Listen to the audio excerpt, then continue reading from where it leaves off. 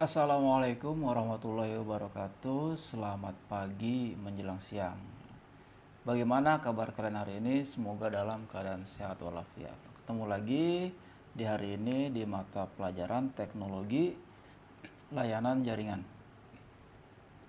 Sebelum kita memasuki materi hari ini, kita berdoa dulu menurut agama dan kepercayaan masing-masing. Berdoa mulai.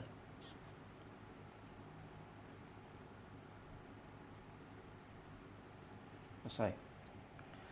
Nah, sekali lagi Bapak ingin mengingatkan untuk tugas-tugasnya. Jika ada tugas, tolong dikerjakan.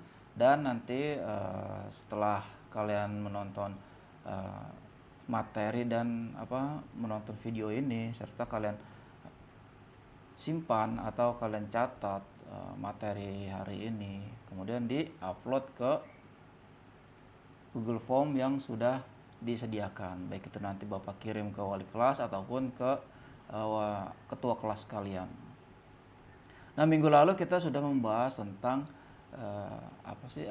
alat-alat ataupun komunikasi data seperti apa. Kemarin ada modem, ada router, ada switch dan sebagainya, serta alat perangkat apa aja yang terhubung dengan jaringan komputer. Kemarin ada juga yang kabel fiber optik. Nah, kemudian banyak beberapa tipe kabel yang sudah dijelaskan serta fungsi-fungsinya. Nah, untuk pertemuan kali ini kita bahas tentang teknologi komunikasi data. Nah, apa sih tentang teknologi komunikasi data? Kemarin kita sudah melakukan pembahasan tentang hardware-nya ya. Sekarang kita dari konsep komunikasi datanya. Nah, topiknya pertama kita teknologi komunikasi data, serta materi yang akan Bapak sampaikan yaitu konsep dari si komunikasi data ini. Nah, bisa kalian lihat di layar ini, teknologi komunikasi data ini merupakan apa? Teknologi komunikasi data, proses pengiriman informasi. Nah, informasi itu berupa data. Kemudian yang telah diubah dalam suatu kode tertentu yang telah disepakati melalui sebuah media transmisi, dari pengirim sampai ke si penerimanya. Misalkan kalian mengirim video ke rekan kalian. Oke, itu berbentuk video, tapi setelah masuk dari si video yang waktu di kelas 10 kita belajar sistem komputer, nah itu nanti akan menjadi suatu sistem bilangan dulu. Nah, diubah menjadi angka. Nah, kemudian setelah diproses di output ke si penerimanya menjadi sebuah video kembali. Nah, dari video ke video kembali. Nah, gitu. Jadi prosesnya ada input, proses serta outputnya. Kemudian kita akan membahas tentang si layar-layar OSI-nya. Apa sih layar OSI itu? Di sini open standar dari si interkoneksinya. Jadi yang ada di perangkat itu nanti terdapat OSI. Nah, nanti ini penjelasan dari beberapa perangkat. Jadi yang ada di dalam si OSI tersebut. Nah, yang pertama kita lihat di sini ada yang namanya application layer. Nah, itu dari yang pertama. Nah, mungkin dulu Bapak sebelumnya sudah membahas tentang OSI, tapi hanya sekilas ya OSI-nya itu. Di sini nanti setelah kita bahas tentang penjelasan dari si OSI, dari dalam-dalamannya si OSI, nanti kita praktek. Dia ini berkaitan juga, teknologi layanan jaringan ini berkaitan juga dengan si pemrograman juga, baik itu pemrograman web dan pemrograman C++-nya. Nanti juga kita buat ngoding gimana sih supaya si teknologi layanan jaringan ini terkoneksi antara dua arah, bukan satu arah, tapi dua arah. Kita bisa terima, kita bisa ngirim, kita bisa nerima juga gitu. Di sini yang pertama application layer. Di sini pengguna tidak berhubungan langsung atau dengan si format data dengan cara data tersebut dienkripsi. Nah, dienkripsi itu apa? Itu tadi menjadi kode-kode tertentu. Kita mengirim tulisan atau dokumen, nanti dienkripsi. Setelah dienkripsi kemudian deskripsikan kembali ke format yang semula. Dari awal kita beberapa kalimat, terus beberapa angka, terus beberapa video, gambar, nanti akan di enkripsi dulu nih di prosesnya, kemudian baru di outputnya. Outputnya apa ya? Outputnya berupa tadi kalian mengirim gambar, video ataupun dokumen. Nah, kemudian seperti contohnya pengguna WhatsApp. Nah, itu kan. Misalkan dari pengguna WhatsApp ini dengan kita kalau mau ngomongin masalah portalnya itu kan menggunakan 443 di dalam sistem WhatsApp tersebut. Nah, kemudian kalian menggunakan yang satu menggunakan handphone, yang satu menggunakan komputer, PC, layar. Nah, jadi dikatakan dengan si aplikasi WhatsApp itu di dalam si PC itu bukan aplikasi. Nah, jadi disebut juga dengan si aplikasi layar. Oke, dia aplikasi layar berbasis website gitu kan, berbasis website tapi dia adanya di si monitor bukan di handphone. Jadi keterangannya user akan mengoperasikan sehingga data yang diinput ataupun data yang akan diterima pada si web browser akan dijalankan pada proses yang aturannya itu berbeda dengan si pengguna gadget ataupun handphone yang sekarang yang kalian gunakan.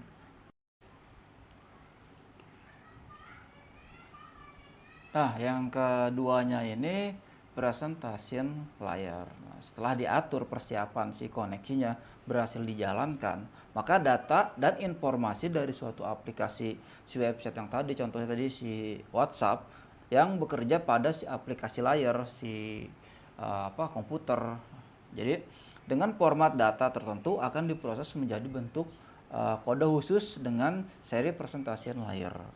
Jadi bertujuan agar apa? Agar data ini dikirim dapat dibaca dan diterjemahkan pada presentasi layar si komputer si penerimanya. Jadi kalian yang menggunakan aplikasi website WhatsApp web berbasis web ini dipresentasikan oleh si layar ini atau si layar monitor yang ke PC pengirim dan si penerima akan di enkripsi lagi, akan dikoneksikan lagi. Bukan bedanya dengan versi Androidnya itu berbeda. Mungkin secara garis besar sistemnya sama, tapi dari sistem operasinya nanti akan membedakan. Nah, kemudian ada yang namanya session layer. Nah, si session layer ini setelah si mengalami proses konversi format data yang tadi di enkripsi, fase selanjutnya ini adalah proses pengiriman datanya. Nah, sebelum dikirim, dalam mekanisme si session layer ini setiap data akan dilakukan namanya marking, ataupun kita ditandai dengan tidak terjadi kesalahan. Jadi itu ada yang namanya sekat di dalam format. Kita nggak bisa ngeliat, tapi nanti secara sistem itu akan dibagi-bagi. Maka akan dikasih nomor, kalau kita itu kan nomor antrian. Nah, di situ juga ada sistem nomor antriannya. Nah, kemudian dari session layer ini dilempar ke transport layer. Nah, pada layar ini juga data yang telah ditandai sebelum si transport ini kan dari session layernya akan dipecah tuh, dibagi-bagi. Makanya tadi dibagi sekat, terus dibagi pembagian tujuannya kemana, IP-nya terutama dari IP-nya juga. Nah, kemudian setelah dipecah menjadi kecil, ini bisa disebut juga dengan namanya segmen. Dari segmen ini setiap diberikan nomor pengurutan dan tujuannya kemana. Apa ke IP berapa, terus ke alamat ke siapa, atau misalkan ke si Ilham, atau ke misalkan ke si Rara, atau kemana gitu kan. Nanti ada pembagiannya seperti di sistem itu udah secara konsep. Nah, kemudian yang kelimanya ini yaitu jaringan layarnya, si network layarnya. Di si format network ini, data yang dipecah tadi yang telah dibagi-bagi menjadi suatu segmen, nah akan dikonversikan menjadi paket data yang mengandung informasi tentang alamatnya. Alamatnya berapa? Misalnya IP address-nya itu yang umumnya 192.168 sekian. Nah, itu yang belakangnya itu apa? Kemana? Ke siapa jatuhnya? Ke IP siapa? Nah, si metode ini juga menggunakan logika ataupun bisa disebut juga dengan IP address-nya. Nah, kemudian IP address ini menjadi pedoman pada suatu sistem komputer dalam berkomunikasi. Nah, jadi antara komputer yang satu dengan komputer yang satunya lagi berkomunikasi menggunakan si IP address juga.